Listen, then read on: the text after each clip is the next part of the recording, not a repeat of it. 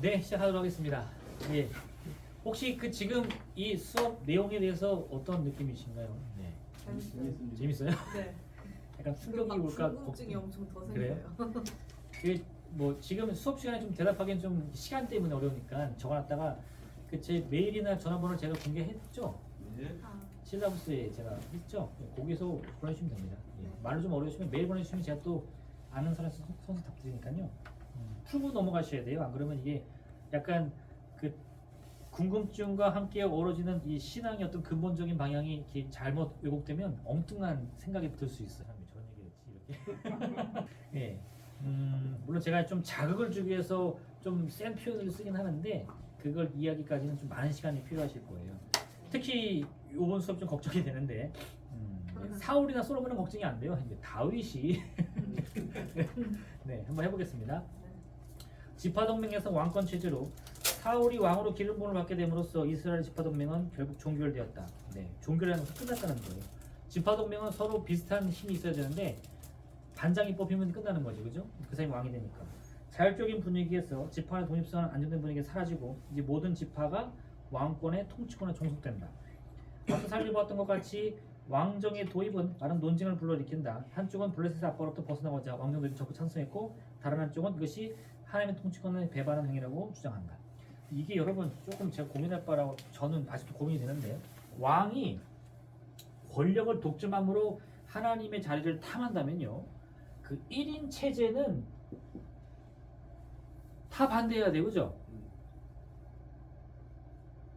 근데 우리나라 교회들은 이건 진짜. 삼권 분립입니까? 네. 당회가 있는데 당회에서 뭘 하죠? 입법합니다. 그게 법을 만들죠. 그 다음에 뭘 하죠? 입법을 실행하죠. 행정을 해요. 또 실행한 것을 어떻게 하죠? 판단해요. 감사. 이걸 그래서 사법을 합니다. 이게 다 누구한테 있다고요? 그 당회를 이끄는 장은 몇 명입니까? 한 명이죠. 여기까지만 하겠습니다. 네, 사울의 왕권, 사울의 몰락, 사사시대로부터 왕정시대로의 변화는 과도기적 상황에서 최초의 왕에 대한 평가가 혹독한 비판을 받았다는 것은 어찌 보면 매우 당연한 것이다. 이게 중요해요.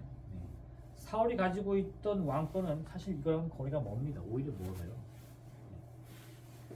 성경은 분명하게 이스라엘의 적들에 대한 사울의 승리를 기록하고 있다. 아까 방금 제가 읽어드렸죠.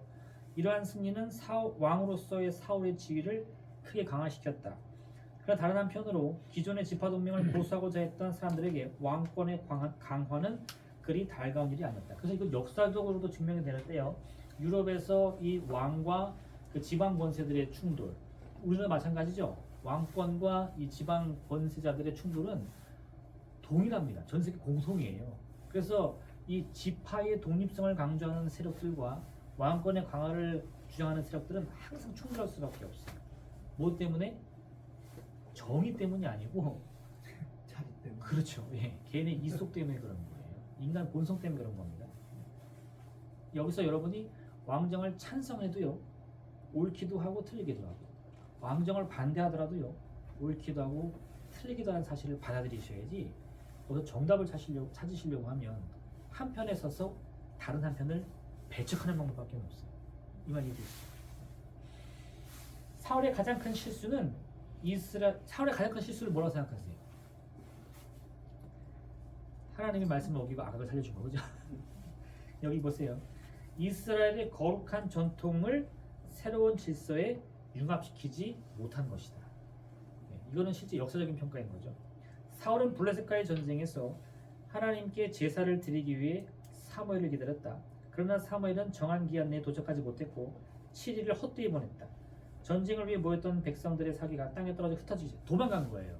군사들이 도망갑니다. 왜? 사울은 상비군이 아니라 모집한 거기 때문에 싸우려고 모였는데 지금 적군은 이미 진지를 치고 훈련된 병사들이 무장을 하면서 쳐들어오는데 왕은 싸울 생각을 안 해요. 그럼 어떻게 돼? 도망가야죠. 기다리다 못한 사울이 직접 번제를 드렸고 3일 도착한다. 사무엘은 사울의 왕권이 버림받을 것이며 새로운 왕의 세력을 선포한다. 그러면 사울이 잘못한 건 뭐예요? 한마디로 표현하면 직접 제사를 드린 거. 그러면 왜 왕이 제사 드린 게 잘못한 거죠? 제사장이 있으니까. 그러면 왕이 제사를 지내면 돼요, 안 돼요? 안 되죠. 근데 우리가 저기 1,000번제를 왜 드리죠? 누가 1,000번제 드렸죠? 솔로몬. 솔로몬 제사장입니까? 그럼 배척해야지. 그 모범으로 삼죠. 이해되시나요? 다윗이 제사를 드렸을까요? 안 드렸을까요? 드렸죠. 오르나의 타작마당에서 하나님께 제사를 드렸죠. 그러면 배척해야죠. 이거는 모범이 되죠. 하나님의 성전터를 위한. 좀 그림이 그려지십니까? 사무엘상 2페이지입니다. 13장의 이야기는 하나님의 전쟁과 실질적인 군사적 전략사에서 갈등이 나타난다. 그러니까 이거는 그 사건으로 보시면 안 돼요. 사울이 7일을 기다리다가 참지 못하고 들었다로만 집중하시면 안 되고요. 이거는 그 가인과 아벨 사건처럼 하나의 어떤 큰 세력 간의 충돌로 봐야 됩니다. 한쪽 세력은 뭐예요? 제사장파. 다른 쪽 세력은 뭐예요? 왕정파. 둘이 싸웠어. 누가 이겼을까요? 이때는 제사장파가 이긴 겁니다. 그래서 왕을 꺾은 거예요. 그래서 우리가 유럽 역사에서도 배우죠. 그 아비뇽 뉴스 뭐 이런 거 있었잖아요. 제가 정확히 기억 안 나는데 황제권이 세지면 황제가 교황을 유배 보내고 교황권이 세지면 교황이 황제를 임명하는 거예요. 제사장의 권위가 세니까 왕권 꺾어버리는 거죠. 그러면 다윗이 제사를 드렸을 때 칭송받은 이유는 뭘까요? 왕정파가 이긴 거예요. 제사장이 찍소리도 못하는 거죠.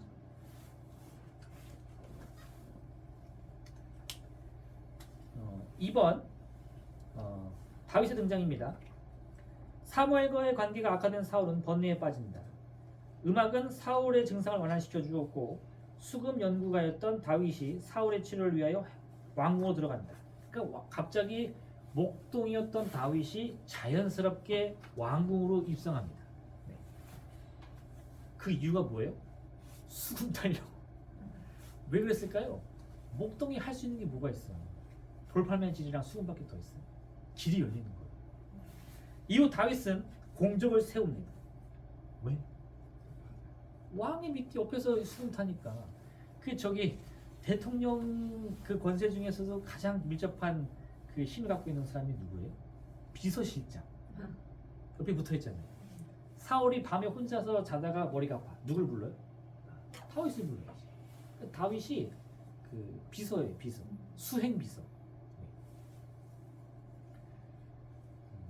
정신이 온전하지 못했던 사울은 다윗을 경쟁자로 인식하여 그를 죽이고자 한다. 다윗을 제거하기 위해 많은 노력과 시간을 허비하고 사울은 블레셋의 새로운 침공에 효율적으로 대처하지 못하게 된다. 그러니까 이게 사울의 패한 결정적인 이유가 되는데 군사를 이끌고 다윗을 쫓아갑니다. 근데 그때는 사실 어떤 시대예요? 블레셋의 위험이 절정에 이른 시기예요. 그렇게 싸우다가 갑자기 그 군사를 상비군도 아닌데 그렇게 데리고 다니다가 군사가 왔다고 해서 싸우니까 그게 이길 수 있어요? 무기도 변변치 못합니다. 당연히 질 싸움이죠. 반면 다윗은 사울에게 쫓기며 600여 명의 개인적 용병을 거느리고 블레셋의 몸으로 피신한다. 잠시만요. 네 권사님.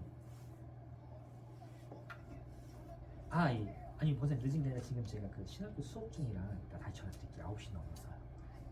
예, 죄송합니다. 예.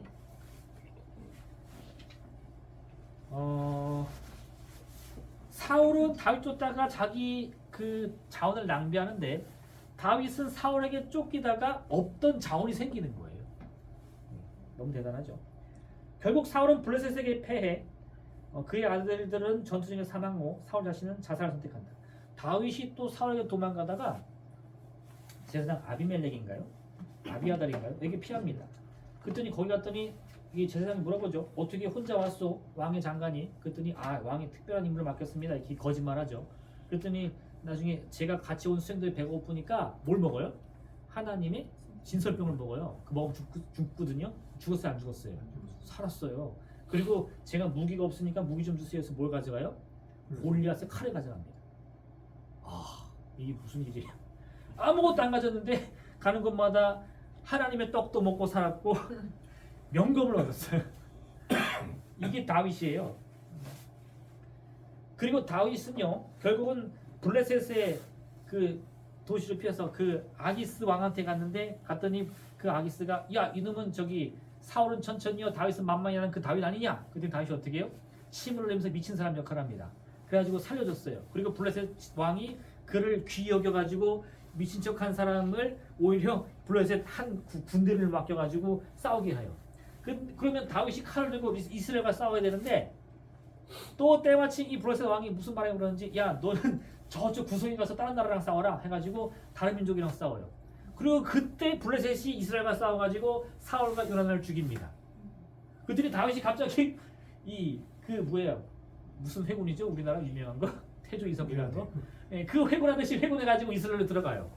그랬더니 갑자기 이스라엘 사람이 쌍수를 들고 야 우리의 새로운 왕이다 해요. 놀랍죠? 이게 성경에 나온 내용 그대로입니다. 그래서 다윗이 갑자기 이스라엘 왕이 돼. 그랬더니 그 사울의 죽음을 목격한 이 청년이 사울의 그 뭐예요? 뭐 반지인가 왕관인가? 그걸 갖고 다윗을 찾아왔더니 다윗이 그 반지를 끼죠. 그리고는 갖고 온 청년은 어떻게 했어요? 죽였어요. 네가 왜 사울의 죽음을 즐거워하느냐? 증거도 없고 목격자도 없고 자기 서서는 뭐가 있어요? 왕의 인장이 생긴 거죠. 어쨌든 3번 다윗의 눈부신 번역. 사울의 죽음 직후 다윗은 헤브론으로 가서 유다 족속의 왕이 됩니다. 헤브론은 유다 족속의 그 조상들의 땅이에요. 중심지입니다. 그러니까 처음에는 다윗이 온 이스라엘의 왕이 된 것이 아니고 유다 족속의 왕이 돼요. 왜? 다윗이 유다 족속에 속해 있으니까. 사무엘하 2장 4절입니다.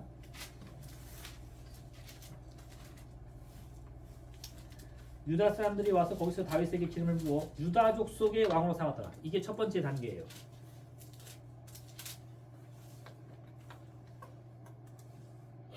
기드온의 아들이 처음에 어떻게 했죠? 자기 고향 땅에 가서 나로 왕을 삼아라 이렇게 얘기했잖아요. 다윗도 고향 땅에 가서 왕이 됩니다. 이 일이 있기 전 다윗은 블레셋 봉신의 신분으로 이스라엘의 적과 싸워 얻은 전리품을 유다의 장로들에게 선물로 주는 장면은 눈여겨볼 만하다. 사무엘상 30장 26절. 네.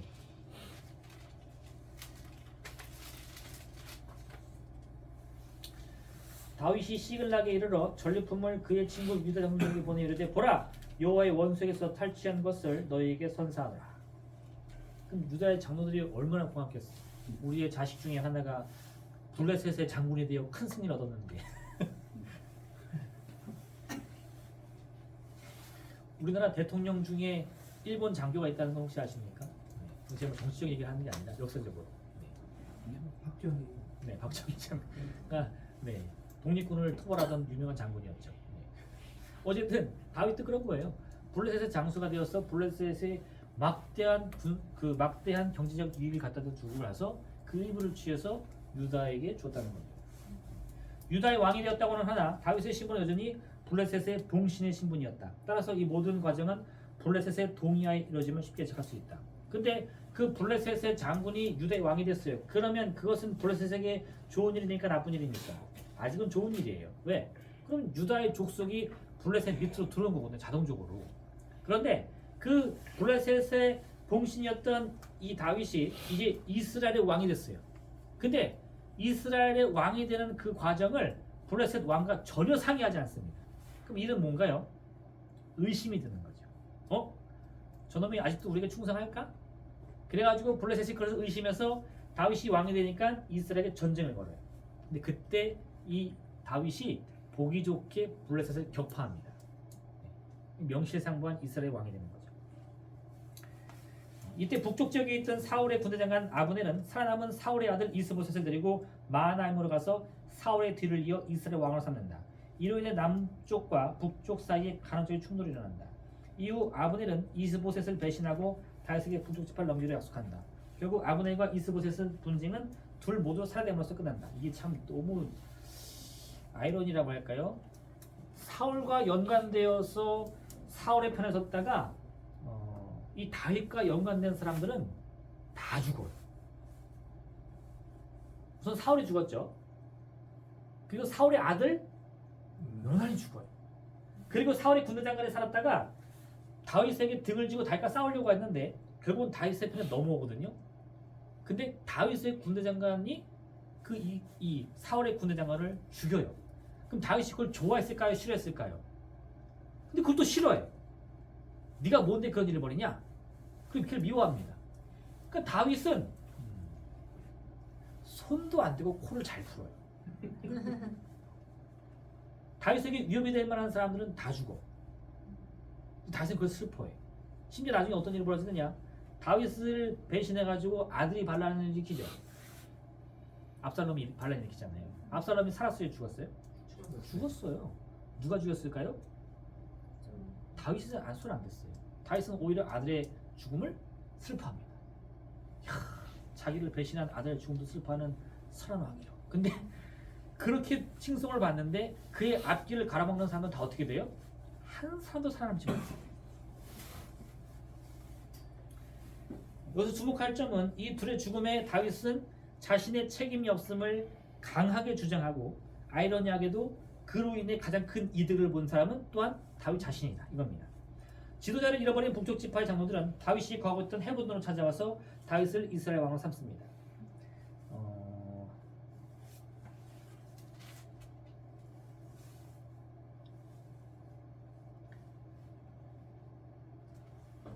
3무엘하 5장 한번 보세요. 3무엘하 5장 1절 이스라엘 모든 지파가 헤브론이 어디라고요? 다윗이 유다 왕이 된 장소. 다윗이 아직은 헤브론에 있습니다.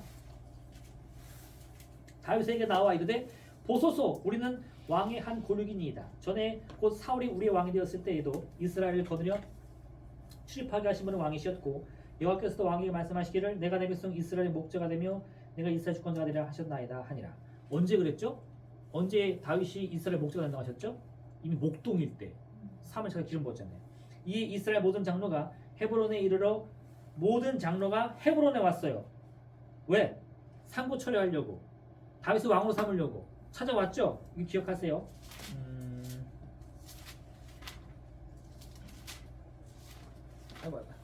그 다음에 여기 열왕기상 13장 열왕기상 13장 보세요.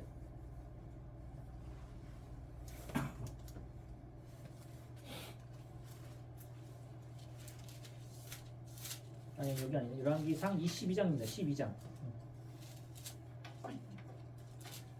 1절 찾으셨어요? 르호보암이 세겜으로 갔으니 이는 온 이스라엘이 그를 왕으로 삼고자 하여 세겜에 이르렀더라. 네, 르호보암이 누구죠? 솔로몬의 아들. 솔로몬이 죽고 르호보암이 왕이 됩니다. 그러면 왕이 될 때는 어떻게 한다고요? 다윗은 앉아 있고 이스라엘 장로들이 찾아왔어요. 근데 솔로몬의 아들 르호보암은 그 12장로들이 함께 모이는 세겜은 북쪽 도시거든요. 세겜으로 올라가서 이스라엘 12지파의 장로들에게 인사합니다. 왜요? 왕으로 삼아달라고. 그러면 다윗의 왕권과 르호보암의 왕권은 어떤 차이가 있죠? 다윗이 훨씬 센 거예요. 이해되시죠? 장로들이 다윗을 찾아와 인사하며 왕으로 삼아달라고 하는 거하고 왕 자신이 장로들을 찾아가서 나를 왕으로 인정해달라고 하는 거 분명한 차이가 있는 겁니다.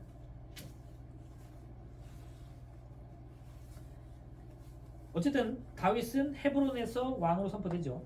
북쪽 지파들이 유다의 왕이었던 다윗을 이스라엘 왕으로 세우는 것은 찬성한 몇 가지 이유가 있다.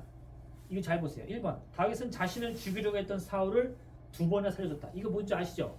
쫓길 때 그 사울이 뒤쫓아가는데 그 뭐예요? 볼일보로 들어가잖아요. 다윗이 그 안쪽에 있다가 죽이려고 하다가 옷자락만 매잖아요. 그래서 보소서 왕이여 나는 당신 죽이려고 했지만 죽이지 않았습니다. 왜? 여호와의 기름 부음 받은 자니까. 여호와의 기름 부음 받은 자는 아무나 손대서는 안 돼요. 그죠? 맞습니까? 그럼 여호와의 기름 부음 받은 자는 지금 이 땅에 몇 명 있죠? 몇 명 있어요? 2명 있잖아. 한 명은 사울이고 한 명은 누구예요? 다윗이죠. 이건 일종의 경고예요. 네. 다윗은 사울과 그의 아들들의 죽음을 기뻐하지 않았다. 기뻐는 하지 않았죠. 근데 아들들은 다 죽었어. 3번 다윗은 사울과 그의 아들들을 존중하여 장례를 치러줬다. 뭐 이미 죽었는데 뭐. 그죠?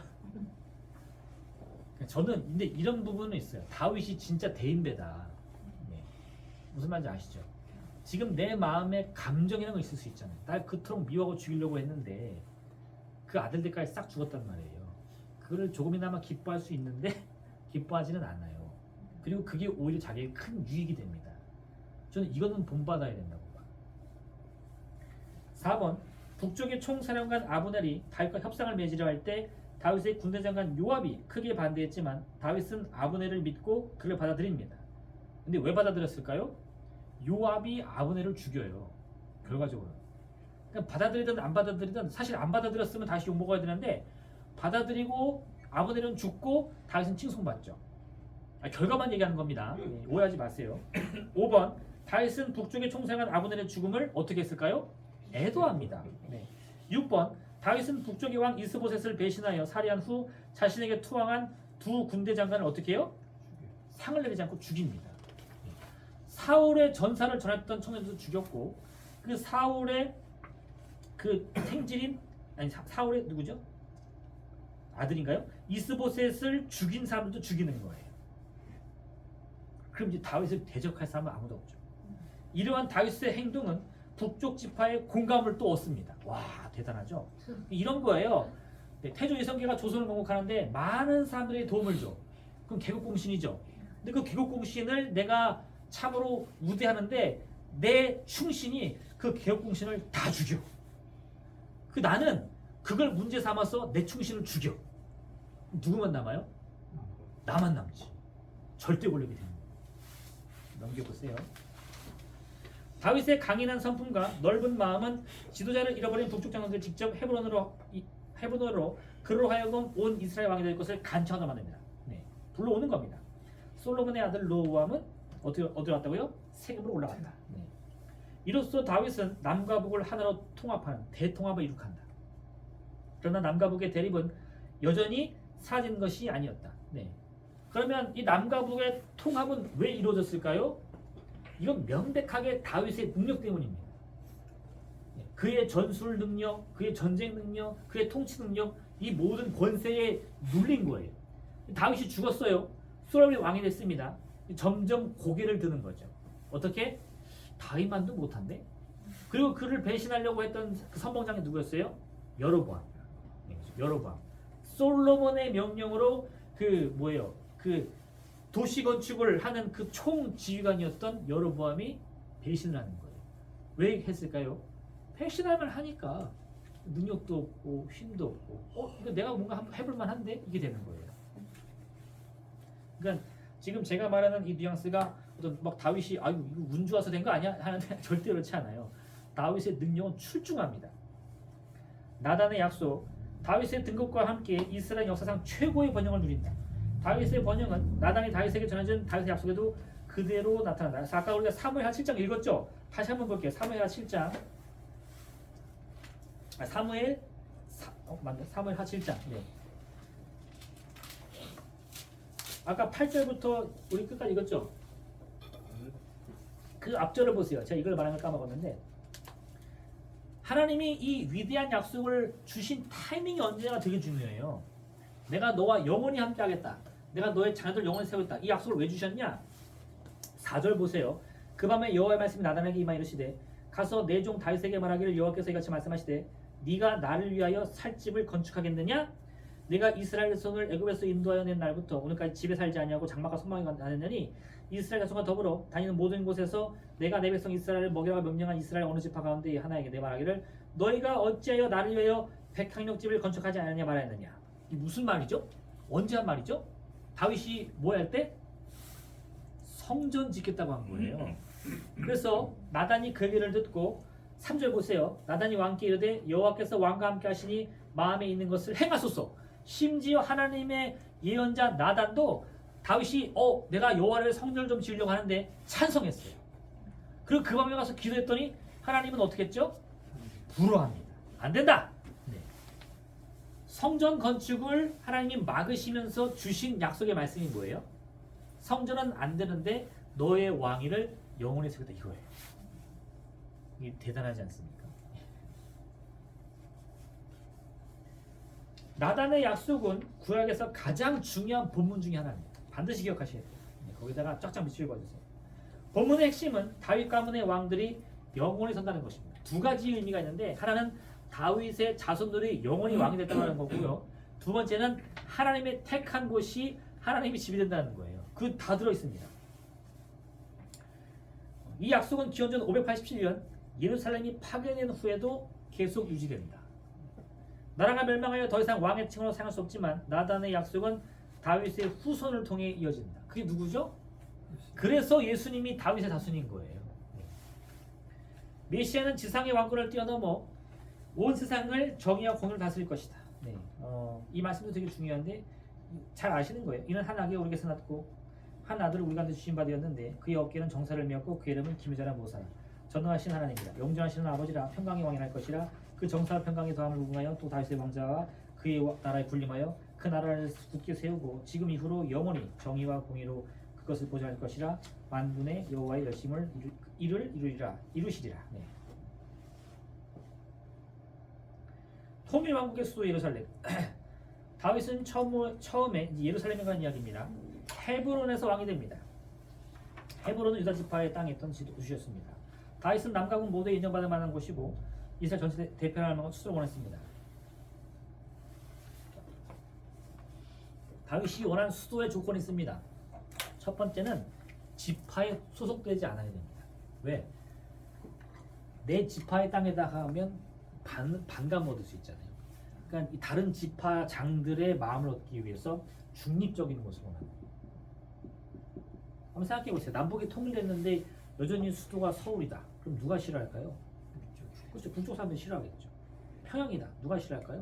남쪽의 사람이 싫어하겠죠. 그럼 고민거리입니다. 제가 봤을 때는. 근데 우리나라는 이미 헌법적으로 수도 못 옮기게 돼 있어. 관습 헌법, 그죠? 대단한 나라입니다.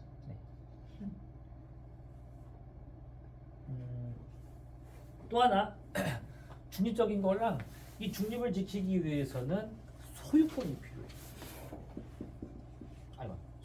자신이 소유할 수 있는. 그래서 이 두 가지를 딱, 또 하나 지리적으로, 이스라엘 전체에서 중앙쯤 온다. 이게 예루살렘이 딱 적합해요. 6번 블레셋의 파멸. 사울로부터 위협을 받았을 때 다윗은 블레셋 지역으로 피신한다. 이로 인해 다윗이 이스라엘 왕이 되었을 때 블레셋은 다윗을 블레셋의 분봉왕으로 여긴다. 성경에 이런 표현은 없는데 딱 맞아요. 왜냐면 다윗이 그 밑으로 숙이고 들어간 거거든요. 그런데 다윗과 이스라엘 점점 더 강성해지자 블레셋은 자신들의 지위가 위협받는다 생각한다. 결국 그들은 다윗에게 군대를 파견한다. 그리고 이제 다윗이 결정적으로 다시 반기를 들어서 블레셋과 대적하는 거예요. 요번에 제가 좀 놀란 게 있어요. 우리 망우공원 갔을 때 망우공원에 2명의 일본인이 묻혔었잖아요. 그리고 거기 있던 한 사람이 그 산림청장, 1대 산림청장. 그러면서 그 아카시아 얘기를 하셨는데 제가 그 얘기를 어렸을 때 들었어요. 우리나라 일본 놈들이 아카시아를 엄청 심었는데 그 뿌리가 얼마나 강한지 주변의 나무를 다 잡아먹고 심지어는 무덤에 있는 관도 뚫고 들어간다. 이런 얘기 제가 많이 들었거든요. 그래서 엄청 욕을 했죠. 근데 그게 아닌 걸 지금 한 거예요. 제 인생 45년 만에 처음 알았는데 그 사람은 일본인으로서 당시 일본의 지배를 받던 우리나라에게는 원수 같은 놈이죠. 근데 실제로 그 사람이 한 행적을 보니까 우리나라에 큰 도움이 됐단 말이에요. 그렇죠. 그래서 그거를 높이서 한 몇몇 분들이 그 사람을 망우공원에 묻었더니 사람들이 이게 웬일이냐 이렇게 얘기하는 거죠. 다윗이 블레셋에 들어갔습니다. 블레셋에 큰 유익을 줬죠. 그것을 다윗은 목숨을 부지할 수 있었고 세력을 모을 수 있었어요. 돌아왔을 때 다윗은 당당히 이스라엘 왕으로 뽑힙니다. 그리고 그 힘으로 블레셋을 격파하는 거예요. 이게 아이러니예요. 이게 모순이에요. 이해되십니까? 7번 왕국의 종교적 중심지 예루살렘. 다윗은 예루살렘 정복 후 이곳을 이스라엘의 정치적 종교적 중심지로 만들었다. 그죠? 정치적인 중심지인 이유는 뭘까요?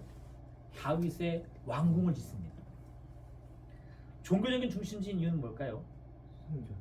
성전 건축을 실패하죠. 그래서 그 대신에 뭘 했죠? 법궤를 옮겨놓은 거예요. 이를 바탕으로 예루살렘을 이스라엘 중앙 성소를 만들고 12지파 동맹과 새로운 왕국의 사이를 명확한 고리로 확고히 자리매김하도록 했다. 예루살렘의 중앙 성소화는 북쪽 지파와 남쪽 지파 모두를 하나로 모으고 내적으로는 공통된 신앙을 근거로 확고하게 결합시키는 공헌한다. 그래서 옛날에는 성경에는 이런 언급이 전혀 없어서 사람들이 이게 맞는지는 전혀 모르는데 예전에는 이런 시스템이 않았을 생각합니다. 이스라엘 땅에서 저기 안 나와. 이게 12지파잖아요. 12개의 땅이 있을 거 아니에요. 중심지가. 각 땅마다 성수가 있을 겁니다. 아마. 지금까지 알려진 거는 뭐 12개가 다 안 되지만 다 하나씩 갖고 있을 텐데 거기에 이 기한에 따라서 하나님의 법궤를 번갈아 가면서 가지지 않았겠느냐. 이런 상상을 학자들이 하는 거예요. 왜 그랬을까요? 아까 말씀드렸지만 실로의 성소가 있을 때는 누구의 파워가 제일 세다고요? 실로의 제사장. 근데 베들의 제사장은 그럼 무시당해야 됩니까? 단의 제사장은 어떻게? 길갈은 세겜은 어떻게? 그러면 서로 싸울 거 아니에요. 그러면 그거를 무마시키려면 최소한 법궤를 옮겨가야 되지 않겠느냐 이거예요. 근데 다윗이 그 법궤를 어떻게 했다고요? 예루살렘으로 가져오는 거예요. 이동 불가능. 가져가면 안 돼. 왜 이동 불가능해요? 그거 만지면 어떻게 돼? 죽잖아요. 네.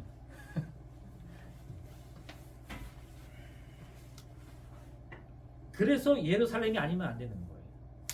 이해되시나요? 그러면 예루살렘은 본래부터 하나님의 택한 땅입니까? 아니에요.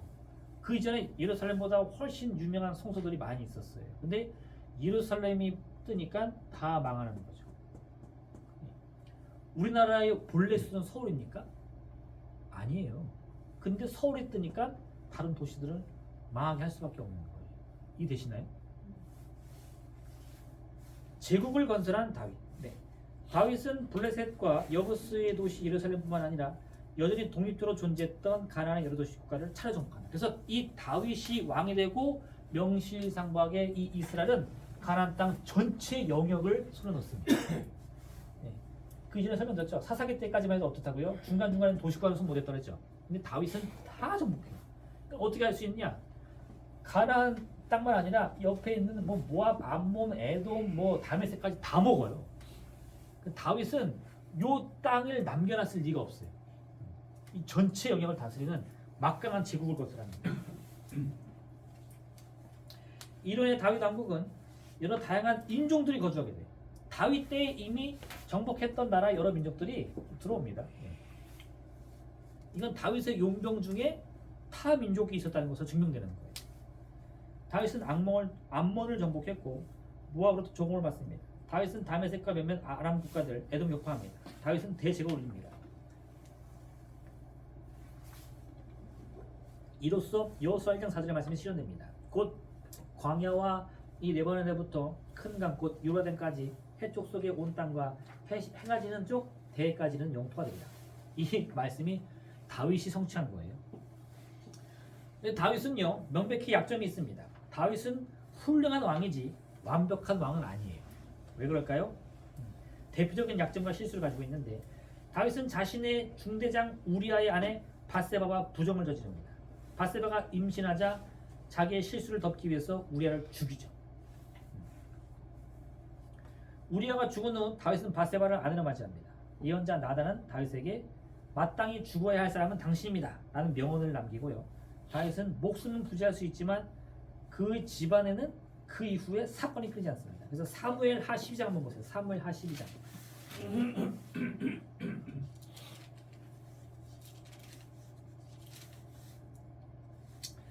그 사무엘 하 12장 1절부터 이제 나단의 책망이 이어지는데요. 그 예를 드는 거예요. 왕이시여 한 마을에 두 사람이 있는데 한 사람은 심히 가난하고 한 사람은 부자여서 양과 소가 심히 많습니다. 근데 가난한 사람은 아무것도 없고 암양 새끼 한 마리뿐이었는데 이 부자가 손님이 오니까 손님 대접을 한다고 가난한 자의 그 하나밖에 없는 암양을 뺏어가지고 죽여서 대접했습니다. 이 사람 어떻게 해야 될까요? 이 얘기가 나오거든요. 이 이야기 이후에요. 한번 보세요. 사무엘 하 13장은 무슨 얘기가 나오죠? 암논이 압살롬의 누이 다말을 욕보낸 사건이 납니다. 그래서 압살롬이 암논을 죽이죠. 14장은요. 요압이 압살롬의 사면을 얻어내가지고 압살롬이 돌아와서 15장에서 반란을 일으켜요. 16장은요. 다윗이 아들 때문에 달아나는 사건이 나옵니다. 18절에서 압살롬이 죽고요. 19장에서 다윗이 압살롬의 죽음을 슬퍼하는데 그것 때문에 사기가 꺾여요. 그리고 20장에서는요. 세바의 반란이 일어납니다. 이 제가 지금 뭘 얘기하고 싶은 거냐면 사무엘하 12장을 기점으로 다윗의 이 인생에 우환이 끊이질 않아요.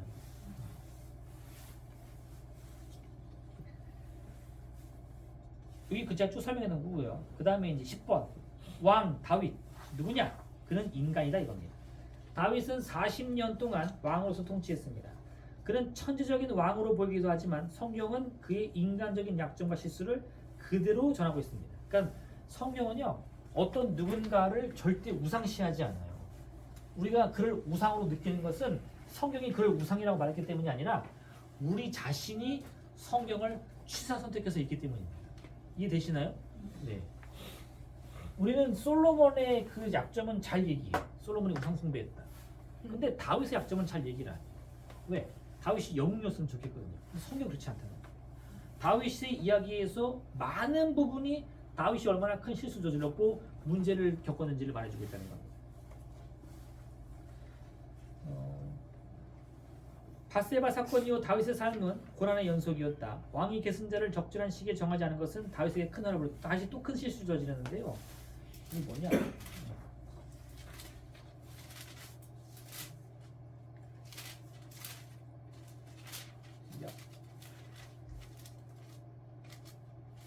열왕기상 1장 보세요. 열왕기상 1장 1절입니다. 다윗 왕이 나이가 많아 늙으니 이불을 덮어도 따뜻하지 않은지라. 이제 이미 노쇠한 거예요. 그의 시종들이 왕께 하되 우리 여자를 보여주셔야 됩니다. 근데 이때 뭐냐? 5절 보세요.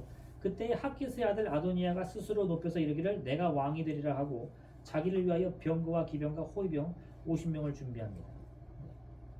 그는 압살롬 다음에 태어난 자요 용모가 심히 준수한 자라. 그의 아버지가 내가 어째요 그리하였느냐고 한 말로 한 번도 그를 섭섭하게 한 일이 없습니다. 그러니까 이 아도니아는 누구냐? 압살롬 죽었죠. 네. 그 다음에 왕위를 이을 장자예요. 다윗의 왕위를 이을 적법한 장자는 아도니아입니다. 그래서 아도니아가 스루야의 아들 요압, 제사장 아비아달과 모의하여 나를 왕으로 세워라. 근데 스루야의 아들 요압은 누군가요? 다윗과 함께했던 다윗의 군대 장관입니다. 그러면 아비아달은 누군가요? 다윗과 함께했던 이스라엘의 대제사장이에요. 근데 그 둘이 누구를 왕으로 세웠다고요? 아도니아. 왜 아도니아를 왕으로 세우죠? 눈이 멀어서? 아니요. 그 가계도로 따르면 아도니아가 적법한 왕이 맞아요. 근데 그때 8절 보세요. 제사장 사독과 여호야다의 아들 분하야가 선지자 나단과 함께 아도니아를 배척하고 누구를 왕으로 세울까요? 솔로몬을 왕으로 세우죠. 11절 나단이 솔로몬의 어머니 바스바에게 말하되 하키스 아들 아도니아가 왕이 되었으면 듣지 못하였나이까 우리 주 다윗은 알지 못하나이다. 왜 이렇게 말하죠? 급박한 거예요. 사독이나 이 분하야는 아도니아를 중심으로 한 그 새로운 왕정에 끼지 못했어. 초대 못 받았어요. 그럼 아도니아가 왕이 되면 자기는 어떻게 될까요?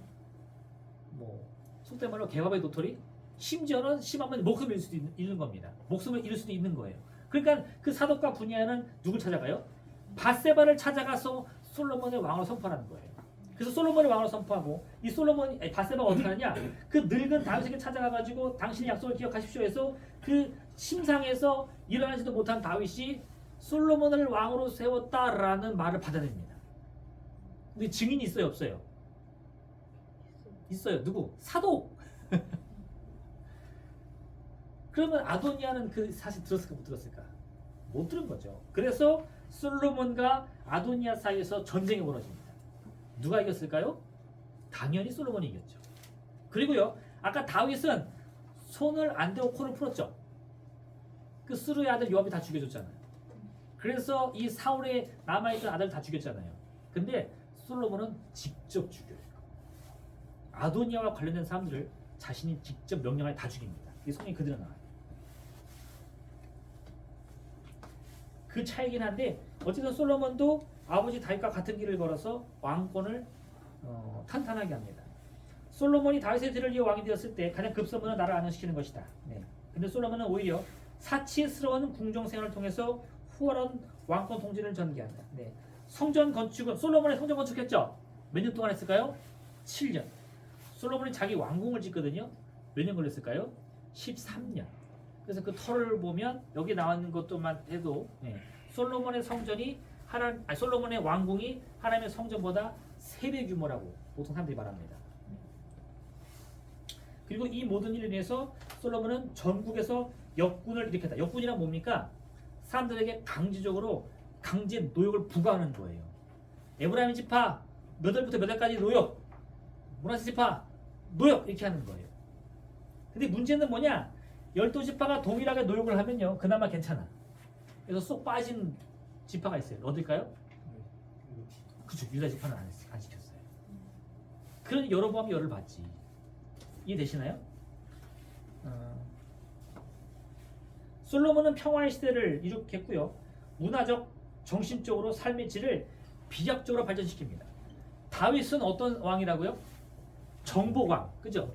부국 강병을 이뤘는데 맨날 뭘 했다고? 매년 전쟁을 하는 거예요. 근데 솔로몬은 전쟁 안 해요. 무역로를 확보해서 거기다가 요새를 세우고 왔다 갔다 하는 놈들 통행료를 받는 거예요. 삥 뜯는 거죠. 그래가지고 나라를 부유하게 만들었어요. 그랬더니 그 넘치는 부로 뭐를 할까요? 문화를 발전시킵니다. 그래서 솔로몬은 가장 큰 특징은 뭐예요? 지혜. 솔로몬이 지혜를 받는데 물론 성경에는 그가 하나님을 통해서 지혜를 받았다고 하지만 또 하나는 이 지혜가 뭘 의미하느냐? 솔로몬 시대에 학교가 건립되고 교육이 이루어졌다는 거예요.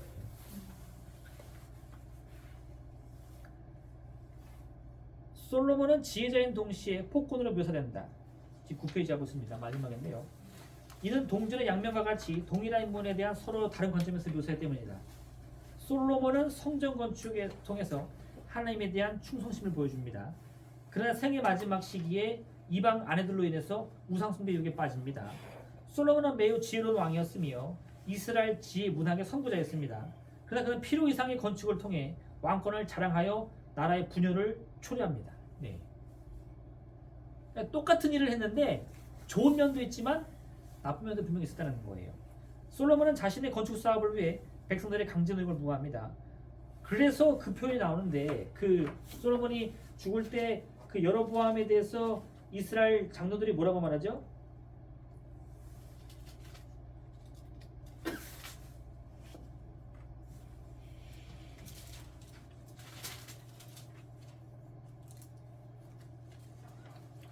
열왕기상 12장 한번 보세요. 열왕기상 12장 찾으셨어요? 열왕기상 12장 4절. 왕의 아버지는 누구예요? 지금 여기서 왕은 르호보암이고요. 그 아버지는 솔로몬입니다. 왕의 아버지, 그러니까 솔로몬이 우리의 멍에를 어떻게 했다고요? 무겁게 하였으나. 왜 무거워요? 솔로몬의 시대는 평화 시기 아닌가요? 아니요. 그 평화 시기를 유지하기 위해서 어마어마한 강제 노역을 시키는 거예요. 그러니까 멍에가 무거우니까 왕은 이제 왕의 아버지가 우리에게 시킨 고역과 무거운 멍에를 가볍게 하소서. 르호보암이 어떻게 했죠? 나는 더 무겁게 하겠다. 그 반란이 일어나는 거예요.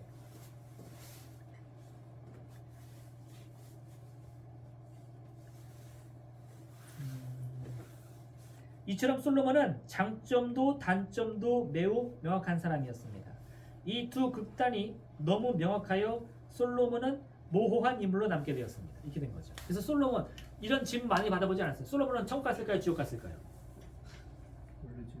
그게 몰라. 알 수가 없어. 아니 성전도 지었어. 나라를 부유강하게 만들었어. 지혜도 넘쳐. 하나님이 그에게 얼마나 기쁜지 1,000번째 드렸으니까 내가 너에게 소원 하나 들어주겠다 했는데 그 지옥 갔을까요? 아직 우상숭배도 하고, 그죠? 내가 너에게 3번, 2번 나타났으나 너희가 내 말 듣지 않고 아버지 길 따지 않았다. 지옥 갔나? 너무 모호해요. 그래서 제가 한 가지 그 책을 추천하는데 뭐였지? 제목이 기억나요? 시바 여왕이었나? 제가 아주 좋아하는 소설가가 있어요. 그 하와라는 책을 지은 사람인데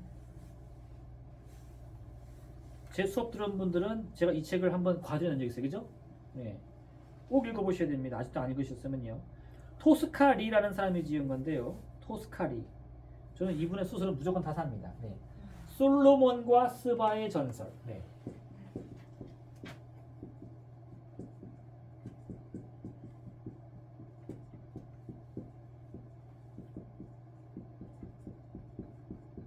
무조건 읽으셔야 돼요. 무조건 읽으셔야 돼요. 엄청 재밌습니다. 소설인데요. 엄청 재밌어요. 솔로몬이 그 지혜로운 왕이라고 소문났을 때 스바에서 그 여왕이 찾아오죠. 그리고 그 지혜에 놀라서 돌아가죠. 그 한 구절로 이 소설 썼어요. 엄청 흥미롭고 제가 이분을 좋아하는 이유는 소설이라고 해서 그냥 막 상상해서 쓰지 않습니다. 막 솔로몬 이름이라고 해서 막 갖고 오지 않아요. 제가 조금 이것도 죄송한 말씀인데 우리나라 소설에 좀 실망하는 경우가 많거든요. 이름과 지명은 따오는데 그 이름의 역사적인 배경이나 이해가 전혀 안 돼요. 너무 많이 틀립니다. 왜요? 공부를 안 해요. 흥미를 갖고 오려고 이름은 따오는데 공부를 안 해요. 근데 이분은요, 요거 두 분을 따오려고 어마어마하게 노력한 흔적이 나와요. 제가 뭐 전문가라고 하기엔 조금 부족하지만 그래서 제가 나름대로 공부를 한 신학도로서 소설을 읽는데 진짜 경탄이 나. 우와, 이거 어떻게 알았지? 나도 모르는 것들을 엄청 많이 알아요.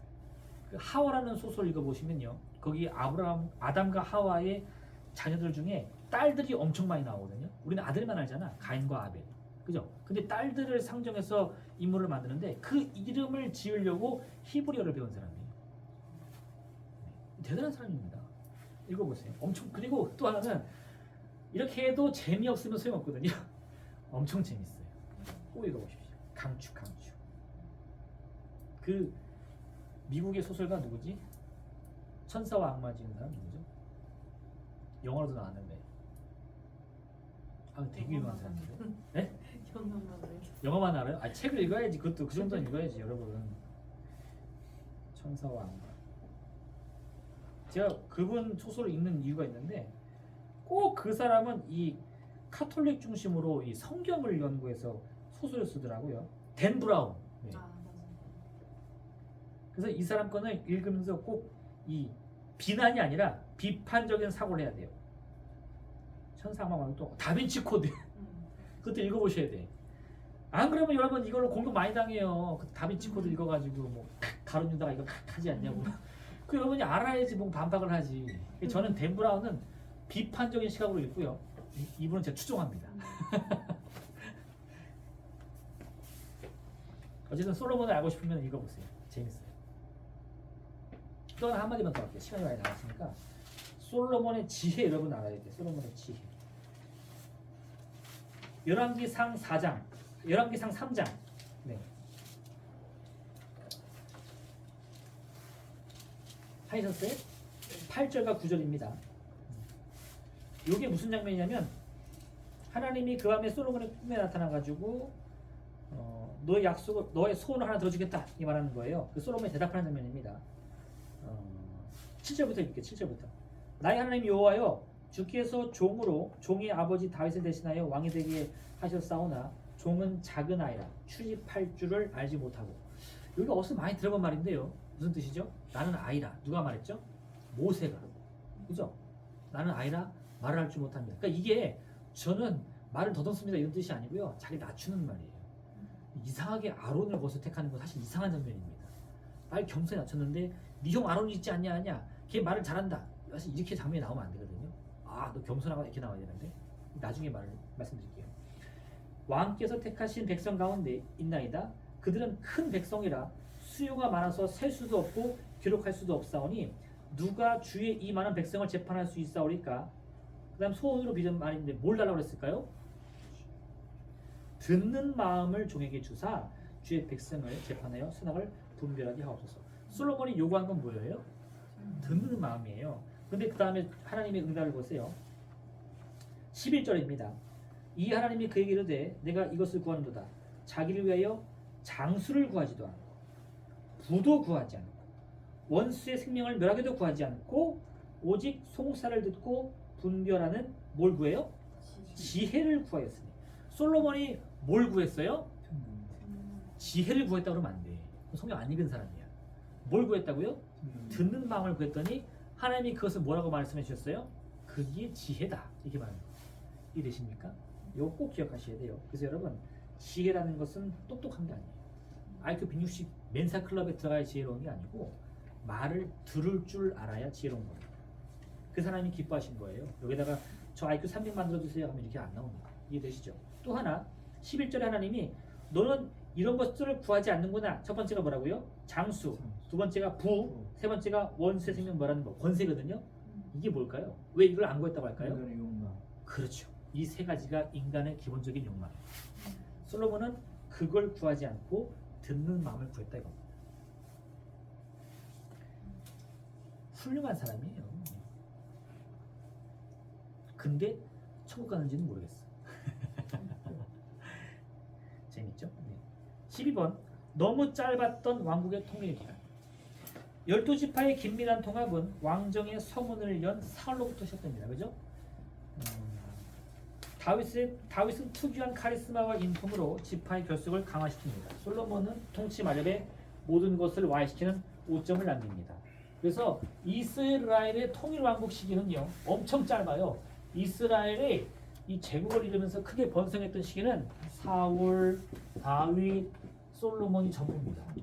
그나마 여기는 그 초입기라서 크게 번성도 못했어요. 오직 이 두 왕만이 이스라엘의 영광을 이뤘고요. 이 다음에 둘로 갈라져요. 르호보암, 여로보암. 그래서 여기는 남쪽, 여기는 북쪽. 분열 왕국이 되는 거예요. 이스라엘 역사에 별거 없어요. 네. 사울과 다윗 그리고 솔로몬의 통치 기간에만 이스라엘 통일 왕국을 이룰 수 있었다. 이 세 가지 모든 통치 기간은 고작해야 90년도 되지 않는다. 이스라엘 역사 엄청 길어 보이죠? 통일 왕국은 그 긴 역사 중에 90년밖에 안 됩니다. 근데 우리가 이스라엘을 크게 보는 이유가 뭘까요? 와, 대단한 민족이다. 뭐 탈무드를 배워야 된다. 노벨상이 엄청 나왔다. 왜 그럴까요? 민족이 크게 보이기 때문에 그래요. 네. 다른 게 없습니다. 우리나라도 뭐 영토가 커야 된다. 돈이 많아야 된다. 인구가 부족하다. 다 핑계고요. 우리나라가 다른 나라 민족에 크게 보일 이유는 사실 되게 많아요. 저는 요즘에 좀 이게 뭐라고 할까요? 그런 부분에 있어서 어느 정도 우리나라가 큰 역적을 있다고 생각되는 게 BTS. 그죠? 노래만 발표하면 1억 명씩 봐. 그죠? 대단한 겁니다. 이후 이스라엘은 단 한 번도 다윗의 영광을 지원하지 못했다. 반짝한 거죠. 반짝. 여기까지 해서 우리가 왕정 시기를 봤는데요. 혹시 시간이 좀 남았어. 와 대단하네. 제가 열변을 토했나 본데 10분 남았습니다. 질문 있으세요? 한번 받아볼게요. 근데 그러면 아까 네. 그 사울이 그렇게 제사 지내는데 이제 그게 되게 잘못된 거니까 어쨌든 하나님이 패하신 거잖아요. 그렇게 이해를 했는데 그러면은 이게 관점에 따라 다른 거잖아요. 왕정이 더 세가지고 또 그 다윗 때는 다윗이 제사 지냈어도 그게 그냥 넘어가고 어느 정도 이해했어요. 요즘 이해했는데 네. 이렇게 보시면 좋을 것 같아요. 제가 그걸 답을 내기는 어려워요. 왜냐면 성경은 분명히 사울의 행동이 잘못됐다고 평가를 하고 다윗의 행동은 잘했다고 평가를 하고 있잖아요. 근데 이런 일들이 꼭 사울 다윗만이 아니라 예를 들어서 이스라엘에서 인구조사하는 것은 어떻게 생각하세요? 하면 될까요, 안 될까요? 인구조사 왜 안 되죠? 다윗이 인구조사했다가 크게 혼났거든요. 근데 제가 이미 말씀드렸듯이 신명기 아니 민수기는 뭐라고요? 민수기는 그건 인구조사 하라는 책이거든요. 그럼 인구조사를 하면 됩니까, 안 됩니까? 질문이 틀린 거예요. 제사를 왕이 드려야 됩니까, 안 됩니까? 이미 질문이 틀린 거죠. 이미 사울은 버림받을 수밖에 없는 조건이 있었을 거예요. 그러니까 우리가 그것을 사울이 사무엘을 기다리지 않은 그 제사에서 찾는 건데 그것을 하지 말라고 이제 집중하면 뭔가 어그러지는 거죠. 우리는 사울을 거부해야지 사울의 행동 하나를 잡으면 안 돼요. 마찬가지로 인구 조사를 거부하면 모세가 우스워지는 거예요. 이 좀 대답이 됐을까요? 근데 그런 사건들이 되게 많아요. 누룩은 어떤 거예요? 누룩은 좋은 거예요, 나쁜 거예요? 누룩을 넣으면 돼요, 안 돼요? 누룩을 조심하라. 바리새인들의 누룩을 조심하라. 그렇죠?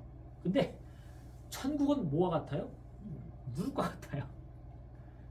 아니 그럼 누룩을 먹으라는 거 아니야? 먹지 말라는 거 아니야? 누룩에 집중하면 안 되고요. 그 누룩의 효과를 통해 얻는 결과가 뭐냐에 집중해야 돼. 바리새인들의 누룩은 우리의 신앙 가운데 퍼지면 악한 기운으로 나를 전체를 망치지만 천국의 누룩은 이 메말라 있는 우리의 삶을 부풀게 하는 하나님의 큰 복음이 된다. 누룩은 안 중요해. 그 누룩의 영향력을 통해서 선을 행하냐 악을 행하냐 중요해.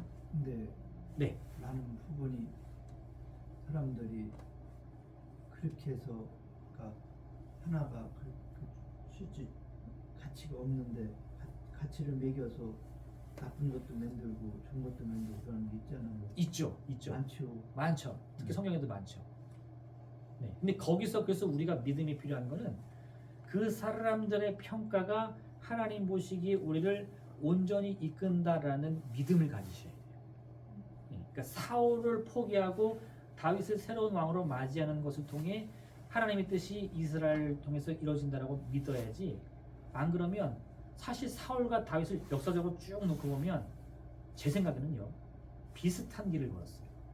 근데 다윗은 능력이 훨씬 출중했을 뿐이고 사울은 마지막에 블레셋과의 전투에서 패하는 거거든요. 근데 사울은 그래도 이전에 많은 승리를 얻었어요. 그 지파를 통합하려고 노력을 했어요. 근데 전쟁에 졌죠. 다윗은 그 노력을 했는데 성공했죠. 이게 차이인가? 이렇게 되면 되게 헷갈려요.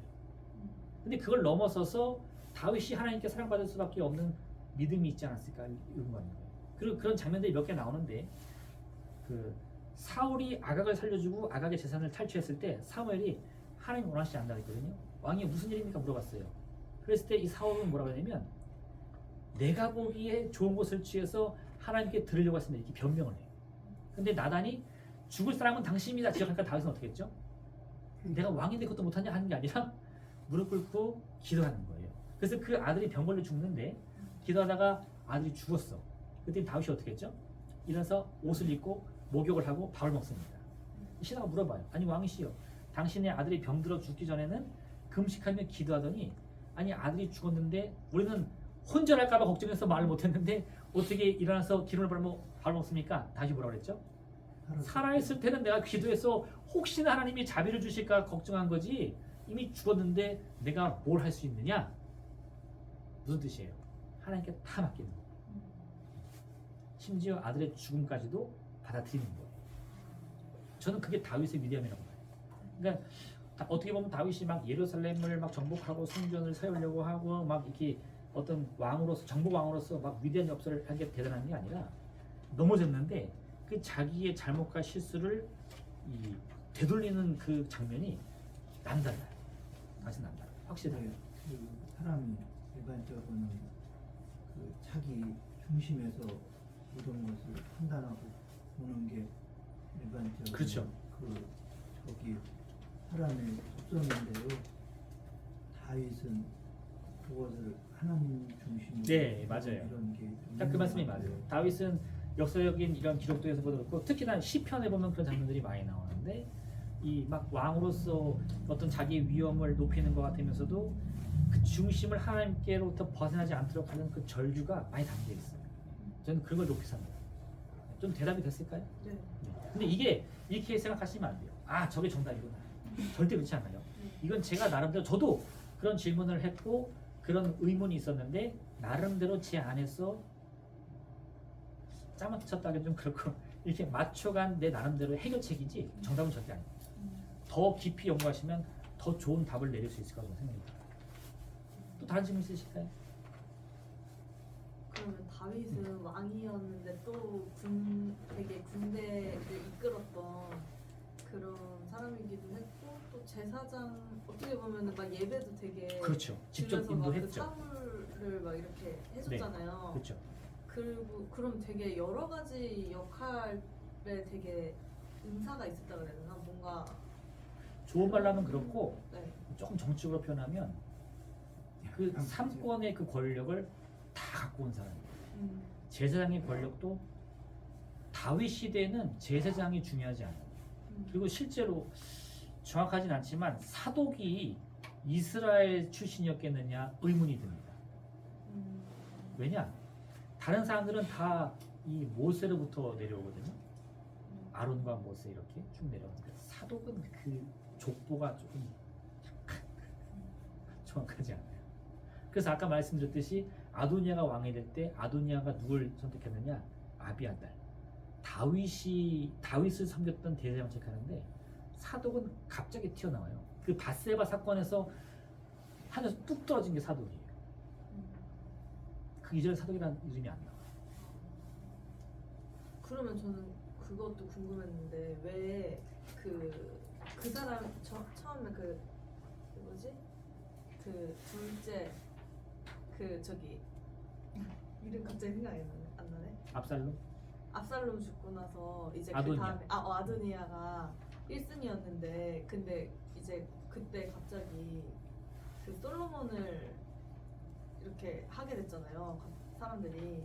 성경에서는 그 이유를 다윗이 밧세바에게 첫 아들이 죽었잖아요. 네. 하나님이 두 번째 아들 솔로몬을 주신다 약속해 주시면서 그를 너의 후계로 세우겠다고 하면서 이름도 주거든요. 이름이 뭐지? 되게 이상한 이름인데 뭐 여디디안가? 여디디아, 있죠. 네. 예, 그런 이름으로 주는 것을 그 약속이 주어졌다라고 해서 솔로몬이 정통 후계라고 주장하는데 아까 제가 말씀드렸지만 그 증인이 있느냐 없느냐가 되게 중요한데 성경은 그걸 말하지 않아요.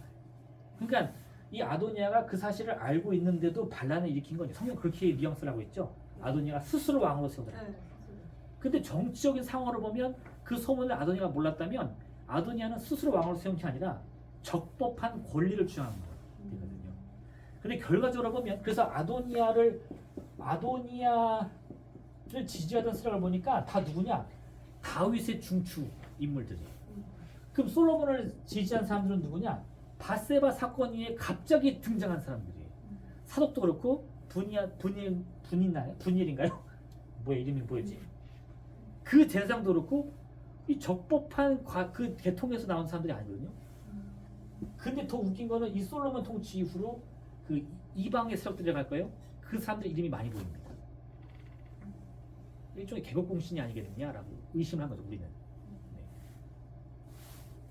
근데 이거는 정치적인 상황을 고려한 거고 성경의 뉘앙스를 보면 하나님은 약속을 이쪽으로 줬고 밧세바는 그걸 다윗에게 상기시키는 건데 근데 다윗이 죽기 직전까지 그 선포를 안 해요. 자기 후계자가 누군지. 그래가지고 아도니아는 자기가 당연히 왕이 될 줄 알았고 밧세바는 그 침대에 누워있는 노쇠한 다윗에 가가지고 아니 여보 당신 나한테 준 약속 있잖아 그걸 얘기하는 거예요. 근데 왜 얘기를 안 하면은 아들끼리 싸울 수도 있는데 왜 빨리 얘기를 안 했어? 모르죠 그건.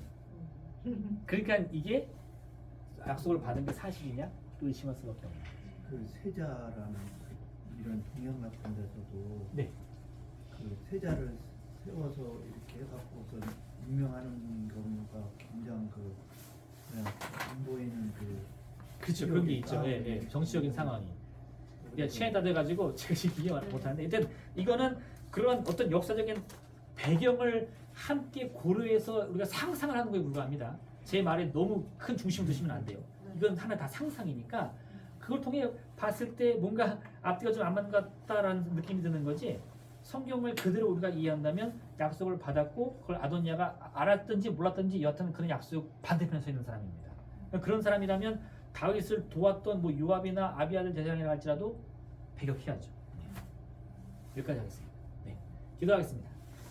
사랑해 주님 감사합니다. 오늘도 귀한 날 허락하시고 또 우리에게 주의 말씀을 들을 수 있는 기회를 주시니 감사드립니다. 이 모든 말씀들을 통해서 하나님 우리가 더욱더 주의 뜻을 밝게 할 수 있도록 인도하시고 우리 부족함이 있다면 성령께서 찾아오셔서 우리의 모든 부족함을 채워주시옵소서. 저랑 오늘 흔들리지 않게 단단히 붙잡아 주시옵시며 우리 믿음의 반석에 설 수 있는 우리 모두가 되게 허락하여 주옵소서. 감사드리며 예수님의 이름으로 기도드립니다. 아멘. 수고하셨습니다. 감사합니다. 네. 또 다른 질문도 있으면 저한테 뭐 메일이나 다 주셔도 됩니다. 네. 네.